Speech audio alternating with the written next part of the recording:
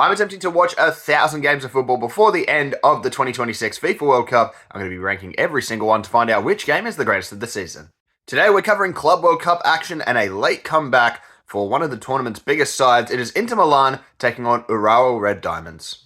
Inter went into this game off the back of a disappointing first round draw against Monterrey, whereas Urawa were needing a win in this game to have any chance of seeing themselves through to the next round, and they would get off to the best possible start when in the 11th minute, some impressive work combined with some very poor Inter defending would fall to the edge of the box, and Urawa would grab their first goal. This came through left winger Watanabe, who managed to turn a shot into the bottom right-hand corner. A slight deflection took it in there, but regardless of that, Urawa were set up for a very promising start and a very massive possible upset if they could hold out for the rest of the game. And to be fair to the Japanese side, they actually did really well.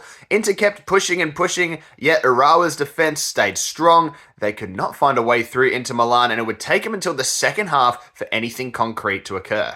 That is because in the 77th minute, Inter Milan would receive a corner, and from this corner would result in one of the, if not the best goal I've seen in the tournament so far.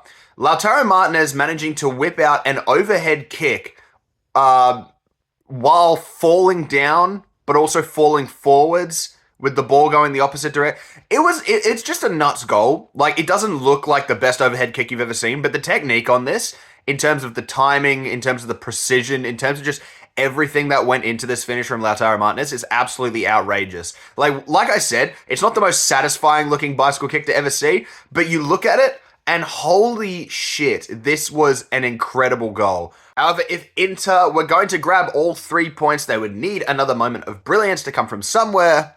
And a moment of brilliance is what they would get when in the 90-plus second minute, youngster Valentin Carboni found a deflected effort fall his way, in which he would tap it into the bottom left-hand corner to give Inter Milan a 2-1 lead, in which they would see out a win to grab 3 massive points going into the final match day of the group stage. Heartbreak for Urawa, who defended so well for so long to get a result, and unfortunately this result for them likely means that they will not be making it through to the next round, but still a fantastic result from Inter late on, and a fantastic match overall. This match was actually really good despite only having a 2-1 scoreline. Inter pushed for the entire game, and it was great seeing the resolve of this Urawa team.